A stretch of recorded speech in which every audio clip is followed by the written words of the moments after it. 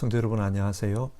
주님 안에서 영육간에 항상 강건하시기를 바랍니다. 그러면 사도신경으로 우리의 신앙을 고백하며 하나님께 아침 예배를 드리겠습니다. 나는 전능하신 아버지 하나님 천지의 창조주를 믿습니다. 나는 그의 유일하신 아들 우리 주 예수 그리스도를 믿습니다. 그는 성령으로 잉태되어 동정녀 마리아에게서 나시고 본디오 빌라도에게 고난을 받아 십자가에 못 박혀 죽으시고 장사된 지 사흘 만에 죽은 자 가운데서 다시 살아나셨으며 하늘에 오르시어 전능하신 아버지 하나님 우편에 앉아 계시다가 거기로부터 살아있는 자와 죽은 자를 심판하러 오십니다. 나는 성령을 믿으며 거룩한 공교회와 성도의 교제와 죄를 용서받는 것과 몸의 부활과 영생을 믿습니다. 아멘. 찬송가 90장 주 예수 내가 알기 전 우리 1절 부르고요. 같이 성경 말씀 살펴보겠습니다.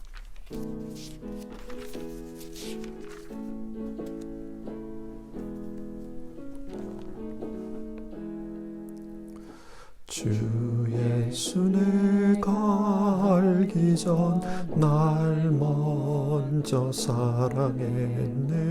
그 신사랑 나타나 내 영혼 거듭났네. 주 내 맘에 늘 계시고 나 주의 안에 있어 저 포도비유 같으니 참 좋은 나의 친구. 아멘. 오늘 살펴보실 성경 말씀은 마태복음 2장 13절에서 23절의 말씀입니다. 2장 13절부터 23절 한 절씩 교독하겠습니다. 박사들이 돌아간 뒤에 주님의 천사가 꿈에 요셉에게 나타나서 말하였다. 헤롯이 아기를 찾아서 죽이려고 하니 일어나서 아기와 그 어머니를 데리고 이집트로 피신하여라. 그리고 내가 너희에게 말해 줄 때까지 거기에 있으라.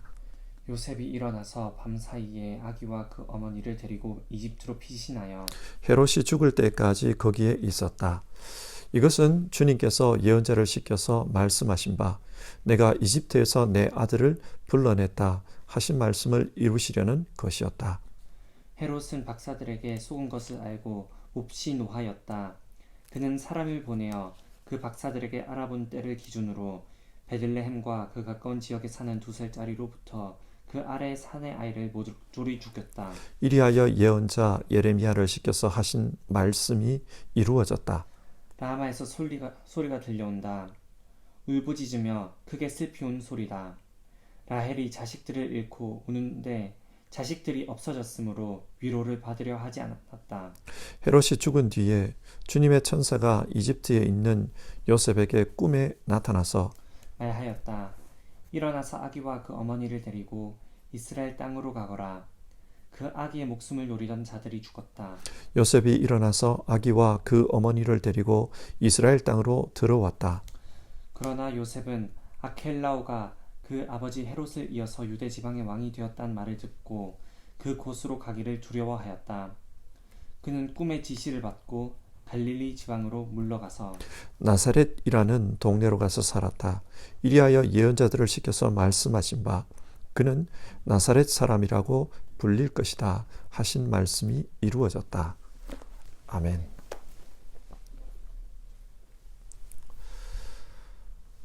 기독교 신앙인들은 성경을 읽을 때 성경의 중심을 예수님께 두고 읽어야 합니다.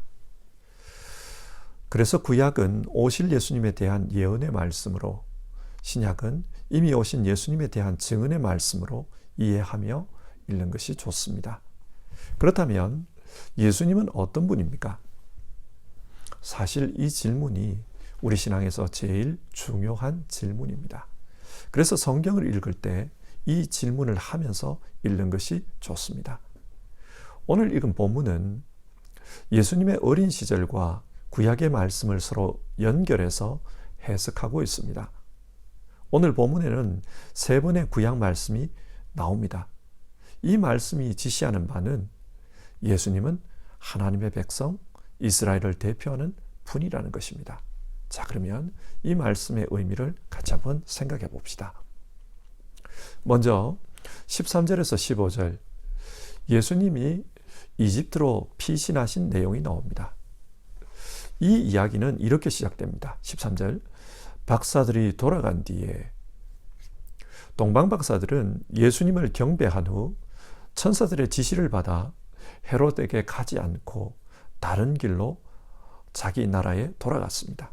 그러자 헤롯 왕은 박사들에게 속은 것을 알고 분노하였습니다. 그래서 16절을 보면 베들레헴과 그 가까운 지역에 사는 2살 이하의 사내 아이를 모조리 죽였다. 그런 말씀이 나옵니다. 그러나 이 일이 있기 전 주님의 천사가 요셉에게 꿈으로 찾아온 것입니다. 그리고 헤롯이 아기를 죽이려고 하니 어서 일어나 이집트로 피신하라고 했습니다. 그래서 요셉은 밤에 일어나 아기 예수님과 마리아를 데리고 이집트로 피신했다고 합니다. 근데 여러분, 왜 하필이면 이집트로 피신하라고 했을까요? 현실적인 이유가 있습니다.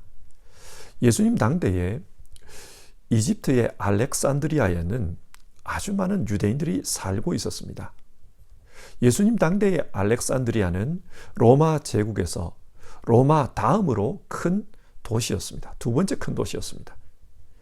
그리고 유대 역사가 요세푸스는 알렉산드리아 인구의 3분의 1이 유대인이었다. 그렇게 밝히고 있습니다. 이렇게 큰 유대인 디아스포라가 있으니 그곳으로 피신을 가는 것이 현실적인 선택일 수 있습니다. 그러나 성경은 이런 현실적인 이유 때문이 아니라 구약의 말씀 때문에 이집트로 피신한 것이다. 그렇게 소개합니다. 15절인데요.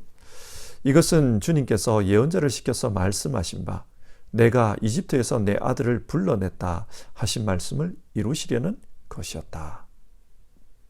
인용한 이 말씀은 호세아서 11장 1절에 나오는 말씀입니다. 호세아서 11장 1절에서 내 아들이란 이집트로부터 출애굽한 이스라엘 백성을 가리킵니다. 그러니까 지금 마태는 구약 성경에 나오는 이스라엘 백성을 예수님에 대한 모형으로 보고 있는 것입니다. 신학에서는 이것을 이스라엘 예수 모형론 그렇게 부릅니다. 예를 들어 출애굽기 4장 22절과 23절에 이런 말씀이 나와요. 나주가 이렇게 말한다. 이스라엘은 나의 맏아들이다. 너는 나의 아들을 놓아 보내어 나를 예배하게 하라. 하나님께서 바로에게 하신 말씀입니다. 이스라엘을 하나님의 아들이라고 부릅니다.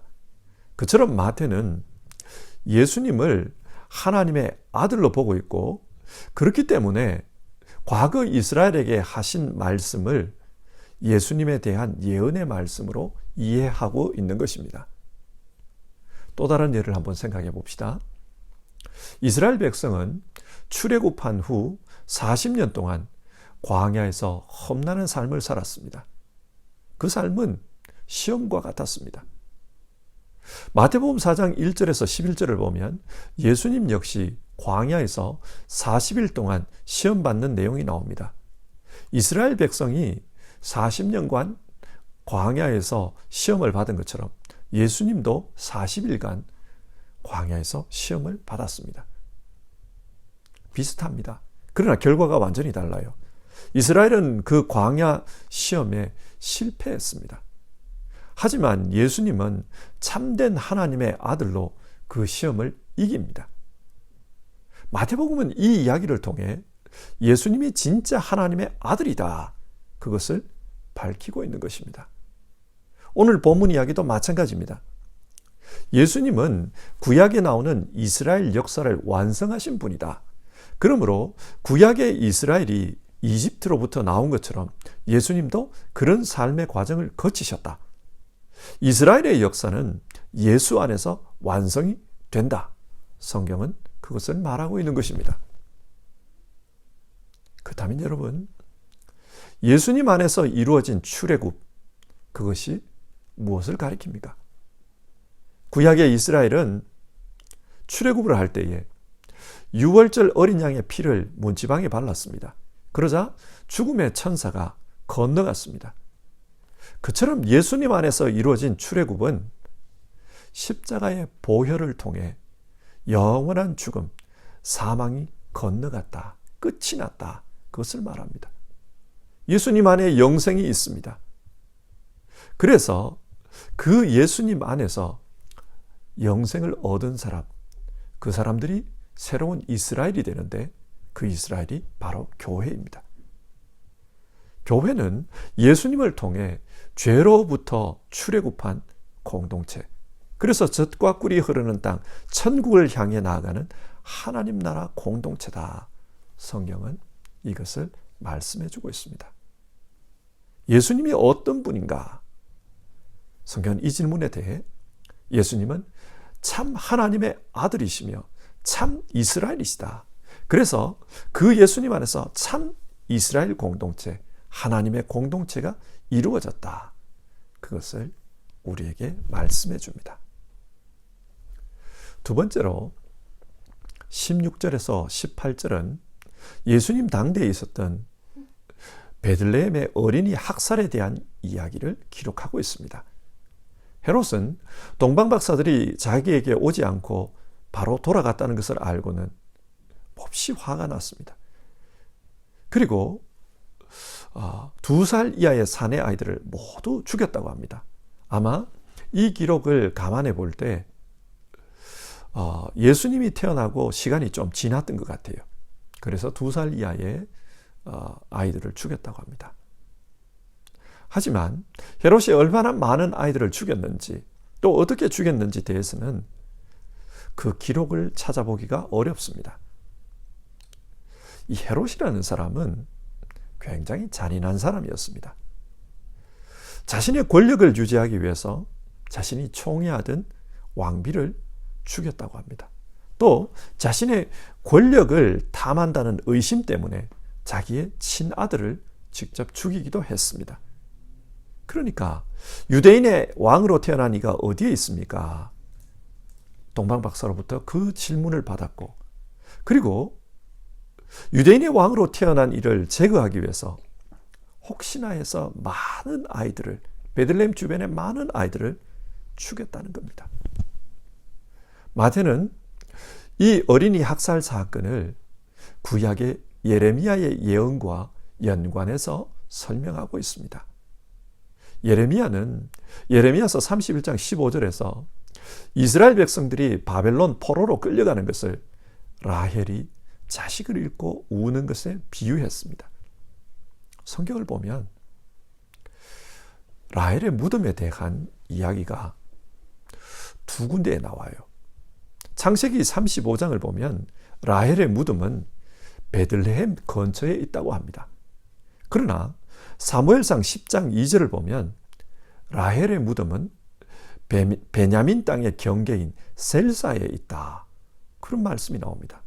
이 셀사가 오늘 성경이 말하는 라마입니다. 그러니까 성경을 전체적으로 보면 라헬의 무덤에 관한 두 가지의 전성이 있는 것입니다. 베들레헴은 예루살렘의 남쪽에 있고 라마는 예루살렘의 북쪽에 있습니다. 이 두 전성 가운데 마태복음은 라마 전성을 따르고 있는 겁니다.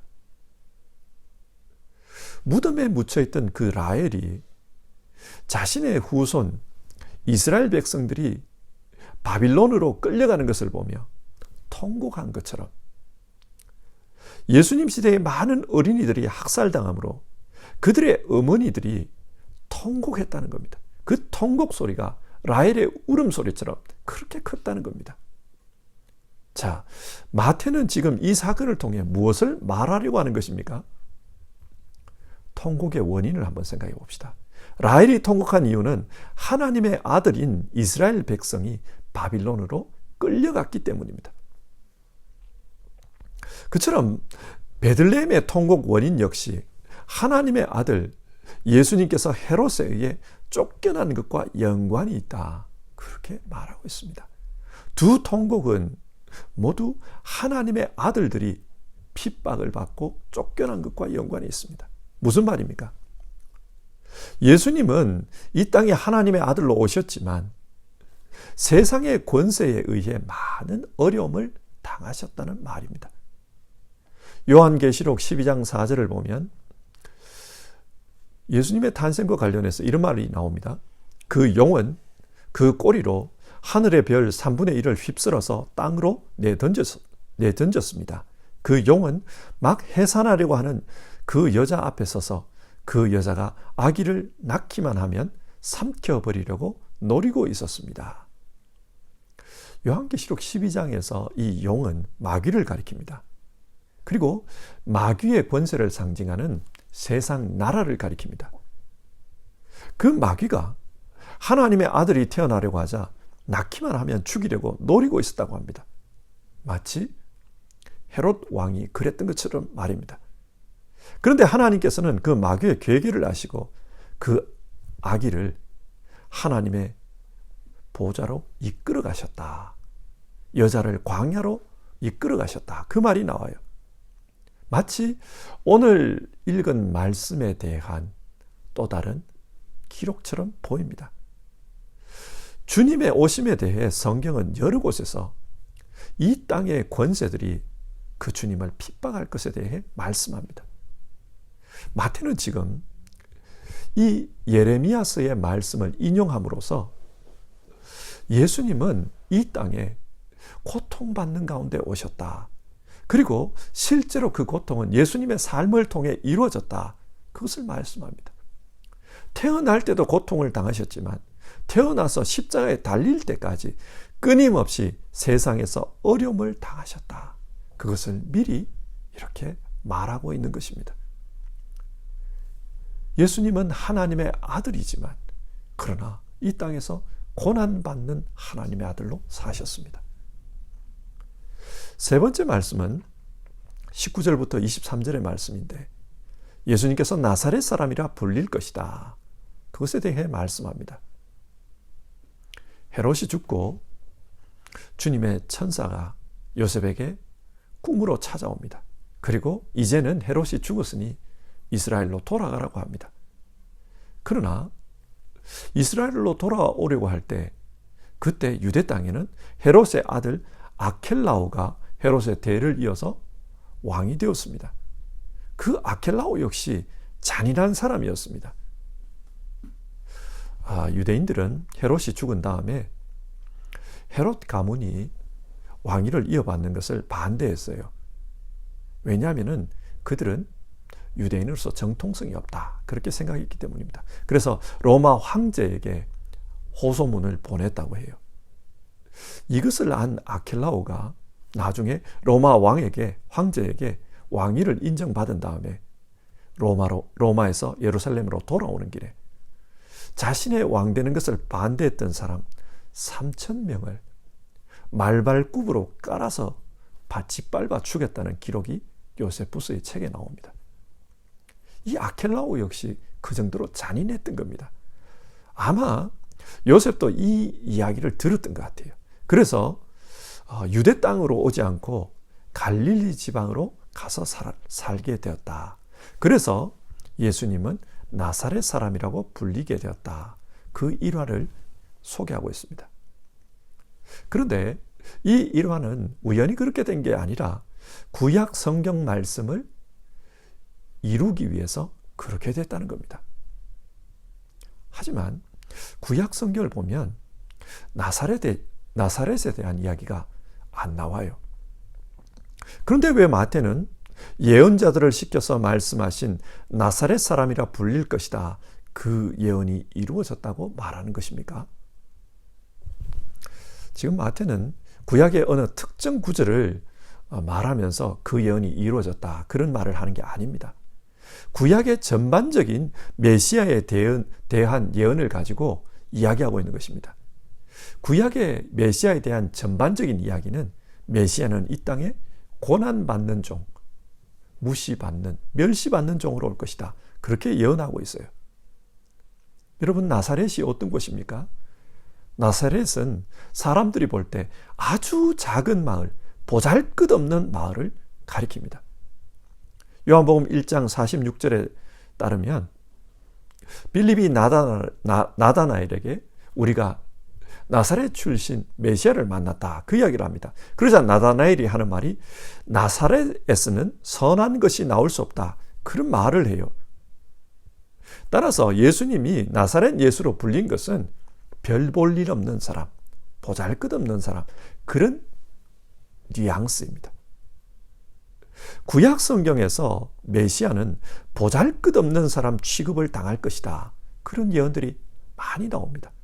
예를 들면 시편 22편 6절인데요. 나는 사람도 아닌 벌레요, 사람들의 비방거리, 백성의 모욕거리일 뿐이다, 그런 말씀이 나옵니다. 이 시편 22편은 메시아의 고난에 대한 예언시로 알려져 있습니다. 거기서 메시아는 나는 사람이 아니라 벌레다, 사람들의 비방거리요 모욕거리다, 그렇게 말씀하는 내용이 나옵니다. 이처럼 예수님은 이 땅에 오셔서 사람들에게 모욕을 당하며 비방을 당하며 그렇게 사셨다. 성경은 그것을 지금 말해주고 있습니다. 그래서 태어날 때부터 나사렛 사람으로 불릴 것이다. 그리고 그 예언의 말씀들이 진짜 이루어져서 예수님은 나사렛 사람으로 멸시당하며 그렇게 사셨다. 마태는 그것을 말하고 있습니다. 자, 오늘 말씀을 한번 정리해 봅시다. 성경은 예수님에 대해 말하는 책입니다. 그러면 예수님은 어떤 분입니까? 오늘 본문은 구약에 예언된 말씀들을 소개하면서 예수님은 하나님의 아들이시다, 하나님의 아들로서 구약의 이스라엘을 완성하신 분이다. 그래서 그 예수님 안에 새로운 이스라엘, 교회가 있다, 그것을 말씀했습니다. 그리고 예수님은 세상에서 고난받으며 멸시받는 가운데 하나님의 역사를 이루어갈 것이다, 그것을 말하고 있습니다. 여러분, 왜 하나님의 아들이 멸시를 당합니까? 그것은 우리의 구원과 연관이 있습니다.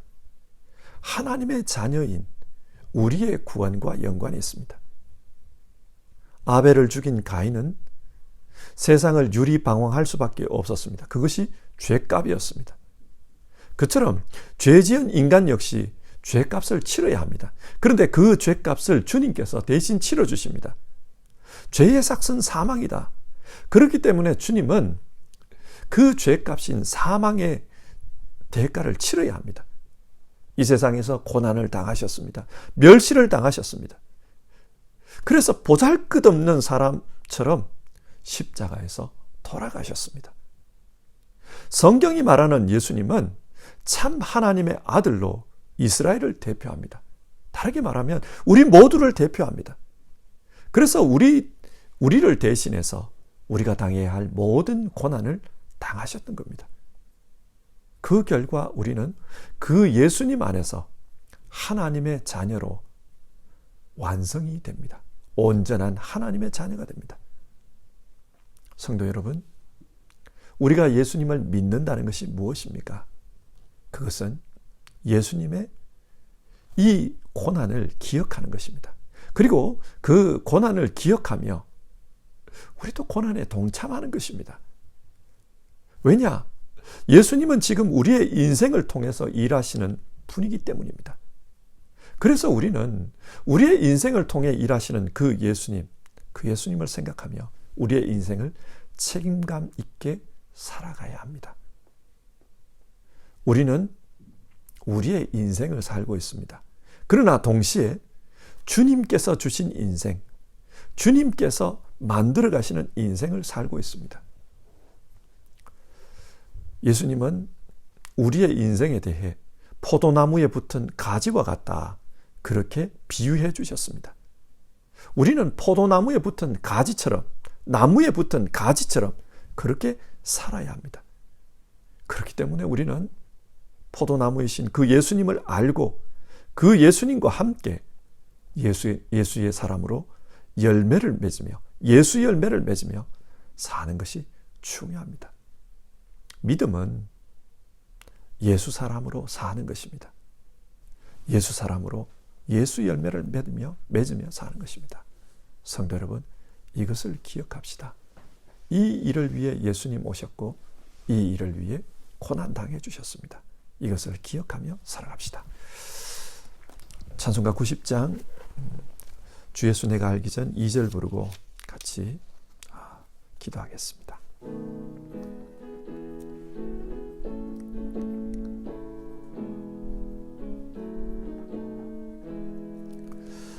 내 친구 되신 예수님 날 구원하시려고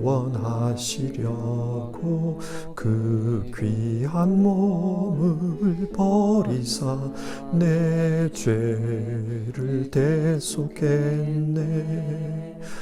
나 주님을 늘 믿으며 그 손을 의지하고 내 몸과 마음을 바쳐서 끝까지 충성하리. 아멘. 우리 같이 기도합시다. 우리가 성경을 통해 예수님이 어떤 분이신지를 알려고 하는 것은 단순한 지적인 호기심을 위해서가 아닙니다. 예수님은 우리 믿는 사람들의 대표였습니다. 그래서 우리 믿는 사람들을 대신해서 고난당하셨고 구원을 이루셨습니다.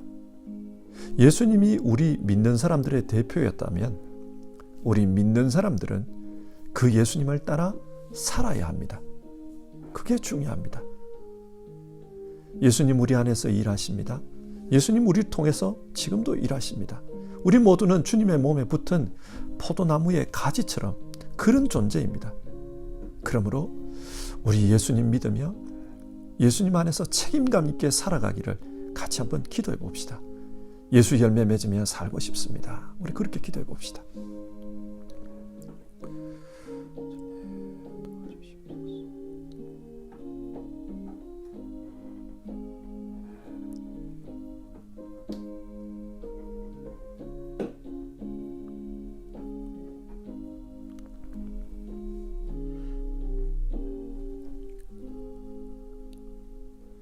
하나님, 오늘은 마태복음 2장의 말씀을 통해 예수님이 어떤 분이신지를 우리가 함께 살펴보았습니다. 예수님은 이스라엘을 대표하는 분이고 예수님은 우리 믿는 모든 사람을 대표하는 분이고 우리 모든 인간을 대표하는 분이다. 우리가 그렇게 말씀을 나누었습니다. 그래서 예수님께서 우리의 대표로서 우리를 위해 고난당하셨고 또 멸시당하셨다는 것을 우리가 말씀을 통해 살펴보았습니다. 예수님께서 우리를 대표해서 고난당하시고 또 십자가에서 죽으셨다면 우리는 우리의 대표이신 그 예수님을 본받으며 이 땅에서 사는 것이 마땅하다. 우리가 그렇게 말씀 나누었습니다. 하나님 아버지, 우리가 예수님을 믿는다는 것은 예수님 안에서 하나님의 자녀로 사는 것임을 압니다. 우리가 하나님의 아들이고 우리가 하나님의 딸이기에 예수님 안에서 예수님 본받으며 사는 것이 중요하다는 것을 압니다. 우리 모두 예수 열매 맺으며 살 수 있도록 도와주시옵소서. 우리 모두 예수님 믿는 것에서 책임감을 가지고 그렇게 살 수 있게 도와주시옵소서. 이 세상에서 예수님을 드러내며 살아가는 우리 모두 될 수 있도록 주님 도와주시옵소서. 오늘도 예배를 드리며 자신의 신앙을 결단하고 또 예배를 드리며 주님 앞에서 자신의 연약함을 고백하고 주님 도와주십시오 간구하는 모든 분들, 주님 그 기도 들어주시고 그 인생 속에 주님의 역사가 나타나게 하옵소서. 우리 모두 주님의 사람으로 살기 원합니다. 도와주시옵소서. 예수님 이름으로 기도드립니다. 아멘. 하늘에 계신 우리 아버지, 아버지의 이름을 거룩하게 하시며 아버지의 나라가 오게 하시며 아버지의 뜻이 하늘에서와 같이 땅에서도 이루어지게 하소서. 오늘 우리에게 일용할 양식을 주시고 우리가 우리에게 잘못한 사람을 용서하여 준 것 같이 우리 죄를 용서하여 주시고 우리를 시험에 빠지지 않게 하시고 악에서 구하소서. 나라와 권능과 영광이 영원히 아버지의 것입니다. 아멘.